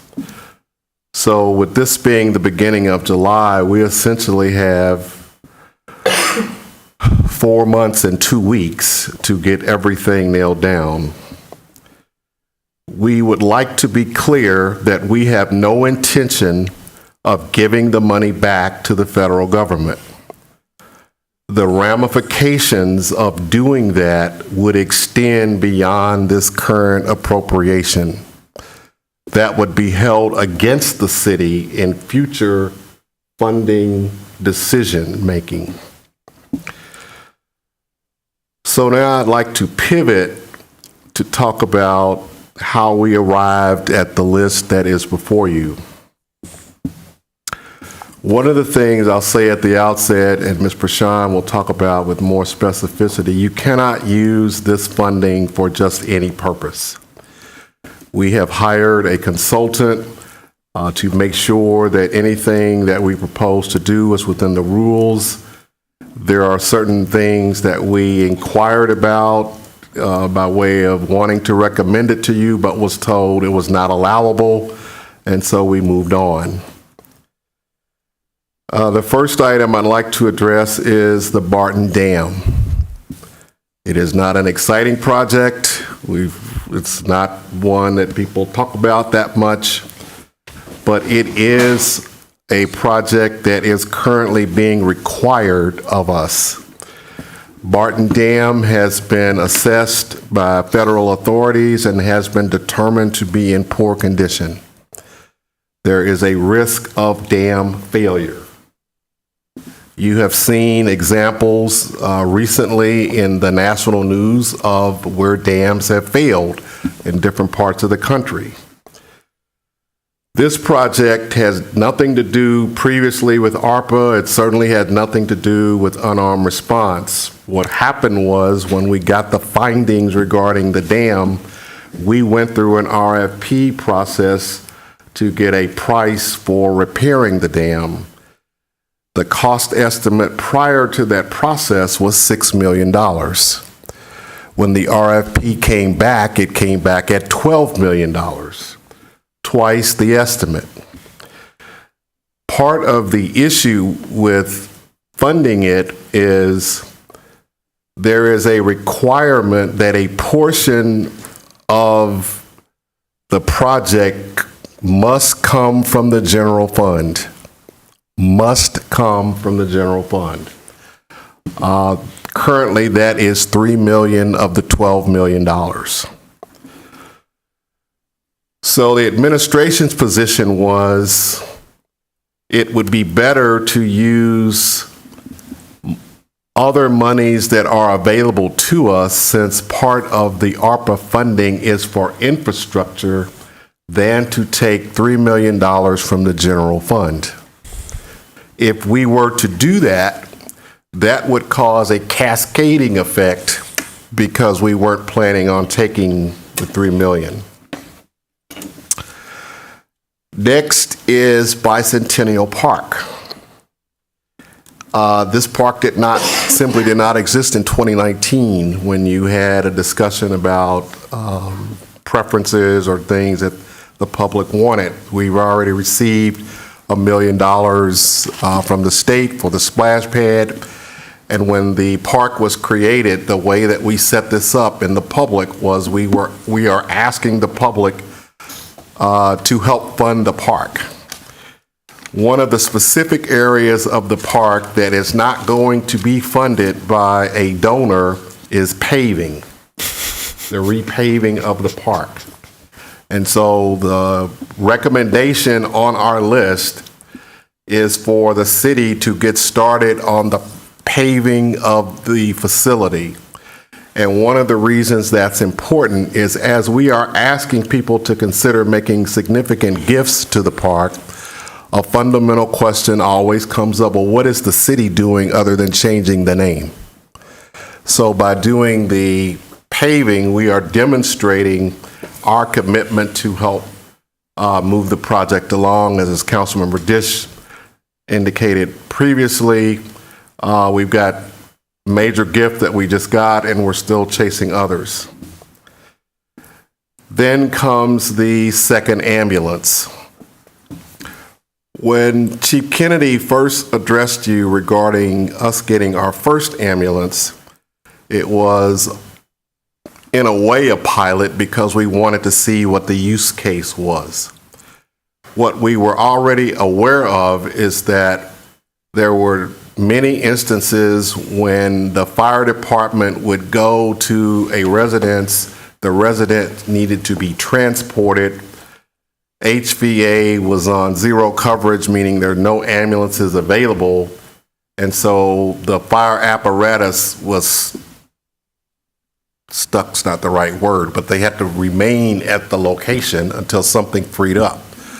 Once we got the first ambulance, what we've seen is that the mid-run volume continues to go up, and with us moving towards greater density within the city, the need for the second ambulance, the business case has been made, and so that's why we're asking for it. The EOC is a facility that is managed by the fire department. It is not a police facility.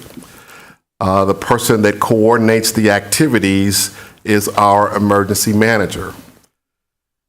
You have heard me say before that we have been lucky in that we have not had an event in Ann Arbor where something like this would be really essential.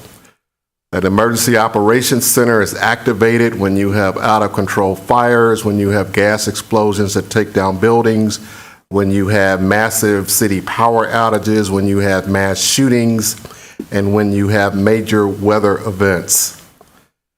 The technology is expensive, and what we do now, and why I say we've been lucky, the way we manage it now, and I give all credit to our staff, we manage significant events with Teams meetings and group text messages.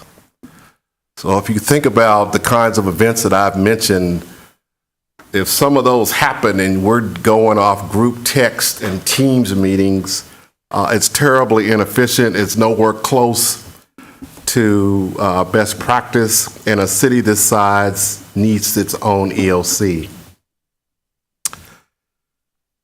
If we do it right, we would have utilities, schools, and AAA TA embedded in the EOC with us, which adds to the coordination. Then comes the Safe House. I did a site visit at the Safe House several months ago. I've had multiple conversations with the CEO.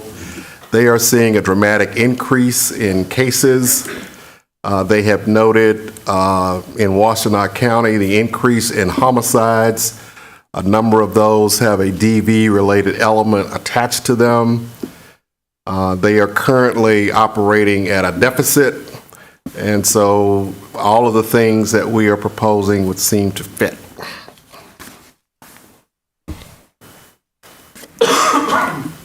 I'm just going to provide a couple words about the categories in which would qualify for ARPA funding.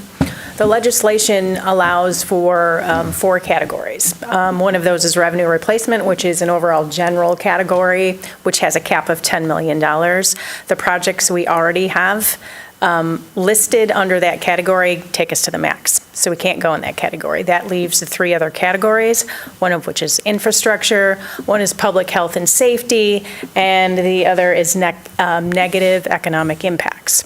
So when we were looking at projects to make a recommendation for this evening, we first looked at where we had funding gaps in projects or efforts that we needed to complete. And then secondly, we looked to figure out where those would fit in those categories. And finally, what we looked at is what we could get executed in the timelines that were available to us. That being said, most projects that we are recommending, we are ready to pull the trigger on. We are basically what they call shovel ready. We have RFPs in hand, or we have plans to get that money out the door in time so that we're not returning anything. Anything outside of what we're recommending, we can't say that we can meet those timelines because we really just don't know that we have a plan in place that we can execute. Finally, a couple words on the Barton Dam project itself. That particular dam is under federal oversight because it's a hydroelectric dam. So that is a revenue generating dam for the general fund as we get paid to generate some electricity. That being said, as Mr. Mahoney mentioned, that particular dam has been downgraded. We are one of 11 dams within the state of Michigan that is now in poor condition. Staff believes and recommends that we immediately repair this dam to avoid any potential further issues. If you recall a few years back, the dam in Edenville, Michigan failed. It had similar circumstances surrounding that dam that we're seeing now at Barton. Federal oversight is waiting for us to get them a plan of how we intend to fund it. We began planning for this project several years ago, and we have been working towards a solution to fix the problem, which has been a couple-year process. So we did intend and we did have a financing plan in place. We successfully secured the money within our financial plan to make the general fund contribution. However, when the bids came back, we were woefully short. So we have a funding gap that we need to fill, and it's something that, it's infrastructure that we need to repair.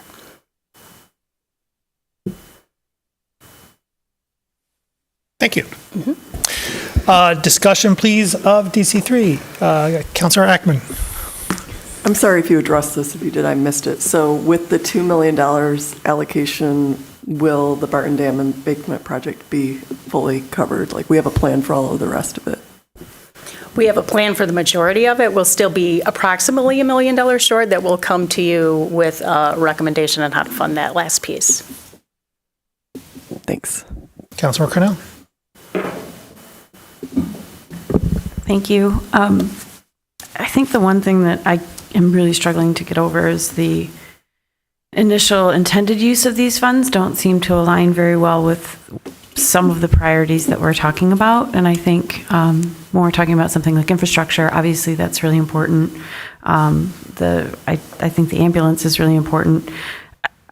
I'm just wondering why we aren't committing more to supportive housing or services within our affordable housing communities to sort of marry the intended use of the funding with what we're now proposing, especially since those line items do have general budget allocation. So I guess I'm kind of confused on that when we know, especially as we look at things we all really talk about with excitement, like Dunbar Tower and the Catherine Street project, or the Wylot project, I'm sorry.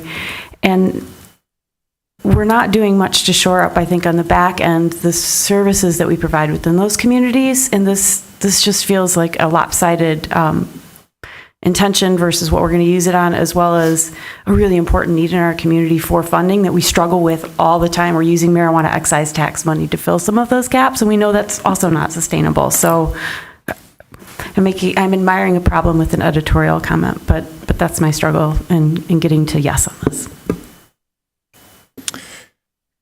Councilor Harrison.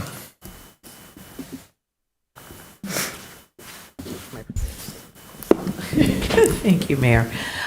So like many, I'm just am disappointed that our unarmed crisis response initiative fell through using ARPA funding. However, it is important to be thoughtful and strategic to ensure that unarmed crisis response succeeds in Ann Arbor, and that is going to take time. Our community does currently benefit from recently developed Rising Hope for Housing program, which does help reduce recidivism through trauma-informed supportive services, and the Driving Equality Ordinance, which limits unnecessary contact between law enforcement and civilians by directing officers to mail citations for low-level traffic violations rather than stopping them largely for equipment violations. Both of these measures, as well as the following, are rooted in harm reduction and a start in the right direction. We've been working diligently with the Vera Institute of Justice, and I did visit PAD Atlanta to see a successful diversion program in practice. We've secured funding for youth programs, substance use counseling, overdose prevention, eviction prevention, Delanis Center, Avalon Housing's supportive services, and the numerous community grants we approved this evening. Let's not forget the deflection efforts through our own Supportive Connections program. I do want to thank those community members that spoke this evening, those who have reached out in support of utilizing these funds for unarmed crisis response. And although it is disappointing to see changes in how these ARPA funds are being allocated, it is, or that they want to allocate them for, it is imperative to establish a strong foundation and vision for unarmed crisis response to succeed here in Ann Arbor.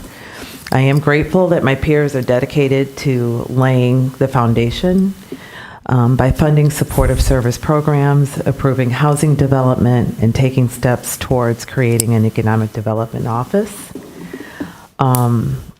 Because the funding allocations towards the initiatives listed in this resolution are essential for public safety, public health, and placemaking, and the many conversations that I've been having with Administrator Dahoney, I will be supporting this resolution tonight. Thank you. For my part, I'm similarly disappointed that we are unable to roll out an unarmed response program, but understanding that that is the fact, I am pleased that we are able to reallocate these monies for uses which are demonstrably beneficial to a wide swath of our community.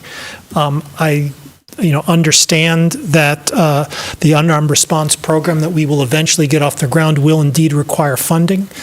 For my part, the rebate from the community mental health millage and monies from the marijuana excise tax look to me to be suitable sources for perhaps non-exclusive sources or perhaps shared sources for those funding for that program on a going forward basis. But that I think is a larger conversation for another day. With respect to the deviation between these sorts of these infrastructure purchase uses and the service-based uses of the prior allocation, for me, the prior allocation doesn't really have a great deal of normative force. Very little was done in reliance upon it. It was something that we created for ourselves based upon our aspirations. We were unable to accomplish those aspirations with respect to a pilot program, and so now we are turning to another crucial use for the community. I'm grateful for the administrator's articulation of what we're doing with respect to unarmed response exploration, and look forward to being able to further work with staff and the public on bringing that forward. Finally, it wouldn't be an ARPA conversation without noting how we got here. We got here because the administration, the Biden-Harris administration, realized that communities throughout America had a tremendous need and allocated billions of dollars for the purpose.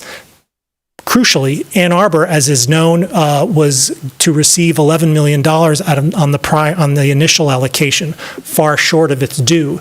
when we realized that we were going to receive $11 million and that we felt that that was inadequate and improper, we had one call to make, and that was to Mrs. Dingle. Mrs. Dingle marshaled forces, her considerable forces, gathered the necessary parties, and lo and behold, we received our true and proper allocation north of $26 million.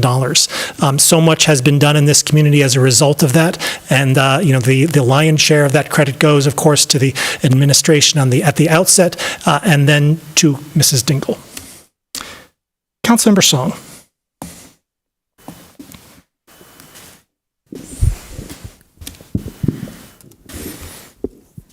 Looking back to April 2021, when the unarmed crisis response resolution was first passed, the intention was to re-envision public safety as we were nearly a year into the pandemic, a year since council voted to echo the county's resolution stating racism is a public health crisis, a year since George Floyd's murder, and 7 years since our police fatally shot Ora Rosser. I insisted on bringing community voices to the table, notably our former chair of the Independent Community Police Oversight Commission and public health researchers who walked me through the inequities in access and response to a variety of crises, locally and nationally. I have not forgotten or diminished these conversations since then. It's already been emphasized at the table, but I want to also emphasize that council and the city are not at odds in aspiring and planning to fund and stand up a successful program. While I show no enthusiasm around reallocating funding for a dam, I can understand the need to reevaluate the source of funding with all of its restrictions. I might not like it, but I understand it. If you speak with any Midland official and the catastrophic floods in 2020 as a result of dam failure, they will share that it caused $200 million in damages with the evacuation of 10,000 residents. So this reallocation will meet a need.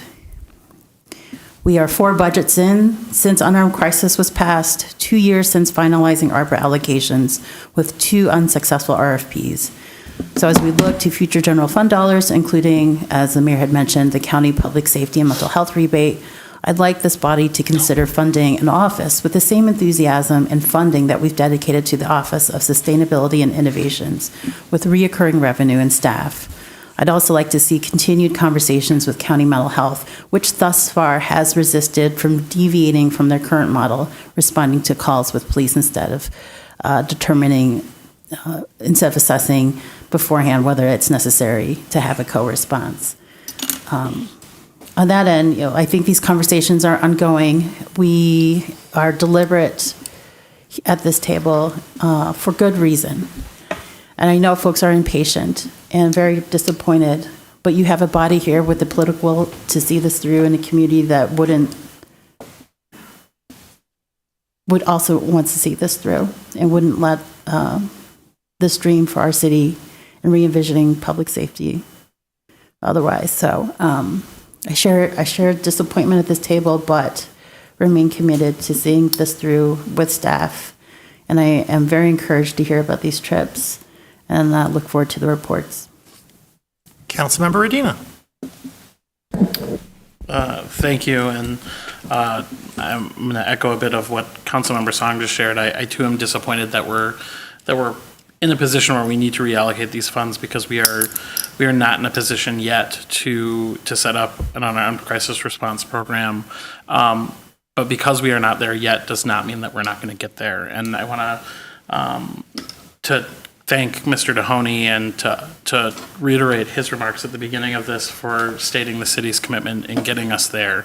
I know based on the conversations that we've had at this table, conversations that I've had with staff, that I think all of us have had with staff, there's considerable commitment throughout the city to get us to a place in the future where we will have an unarmed crisis response program that's up and fully operational.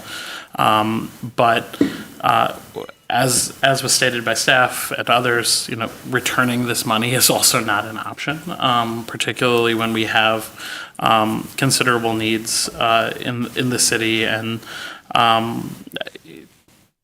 like Councilmember Song, $2 million to a dam embarkment project may not seem, as motivating as setting up the unarmed crisis response program, but But I will also note, similarly, the cost of failing to do this. And, I think the initial flooding caused the area $14 million in damage to existing infrastructure, roads and bridges, and it was going to cost north of $200 million to repair the dam after it failed, and we cannot get to that point. And so I'll be supporting this tonight as well, with the continued promise to the community, and I think from all of us, that we are fully committed to getting to an unarmed response program here in the city.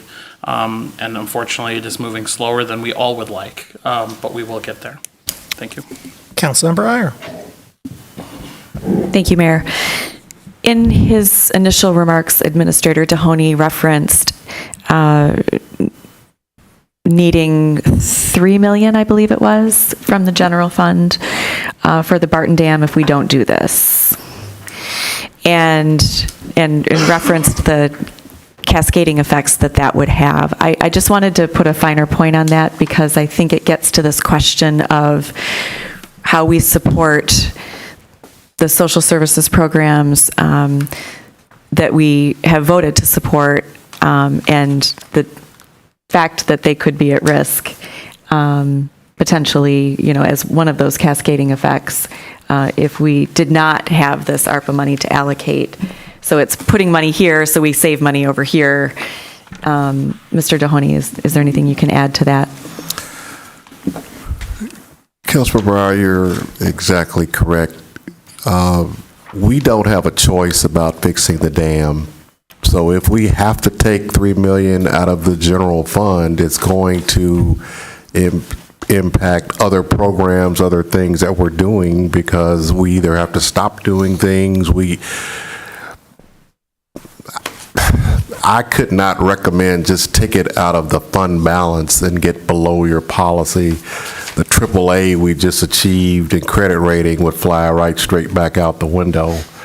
So the impacts of taking all $3 million out of the general fund would impact a lot of things that are near and dear to what you all have pushed for, and quite frankly, what the administration prides itself on trying to deliver to the public. Okay. Thank you.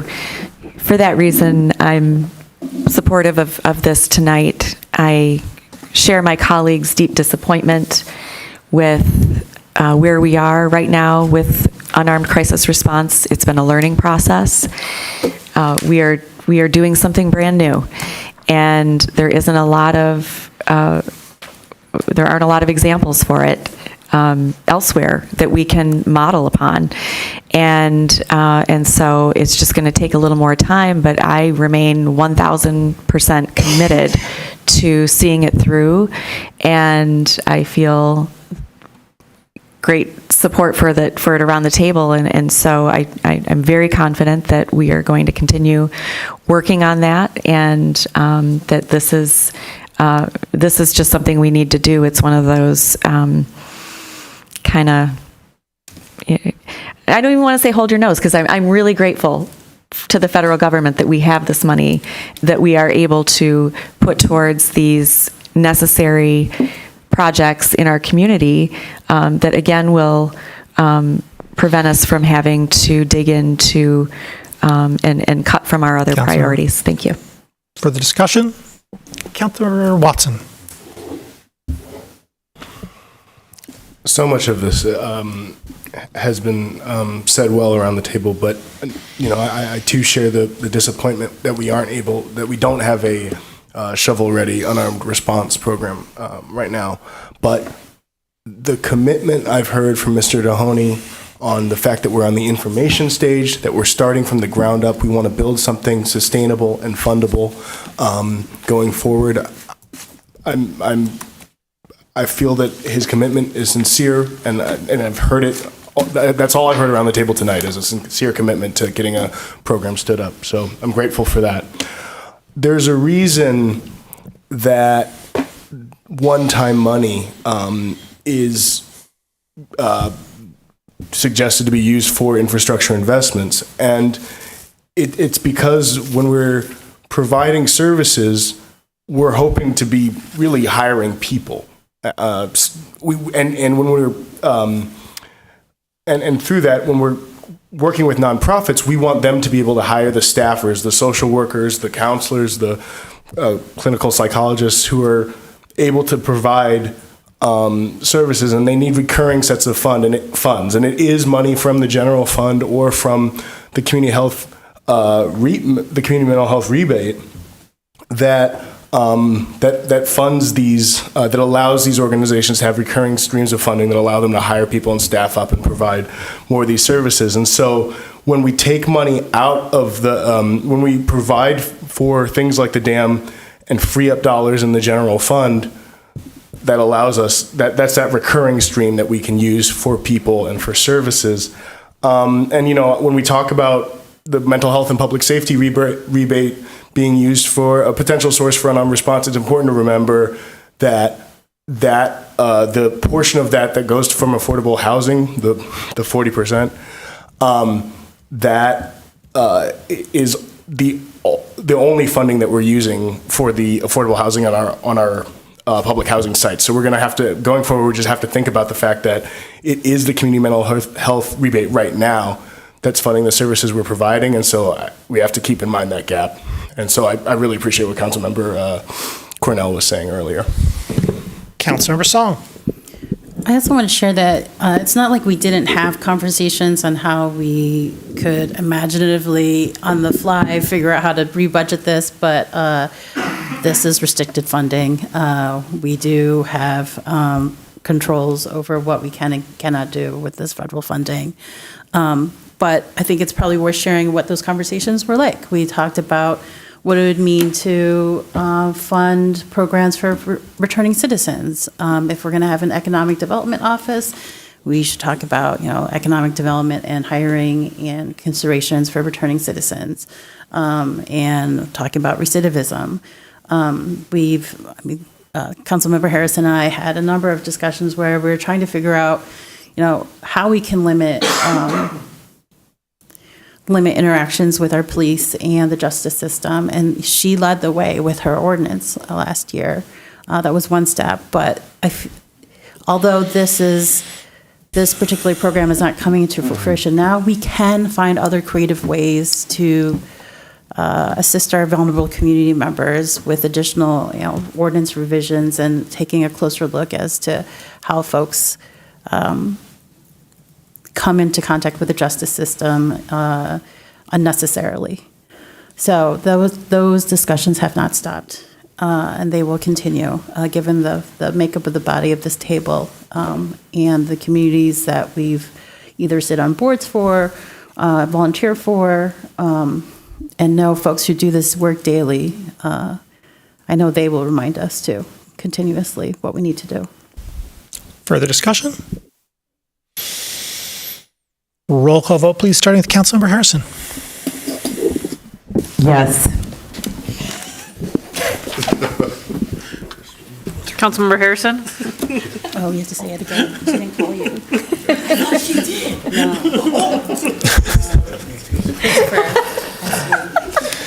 You have to say it. Yes.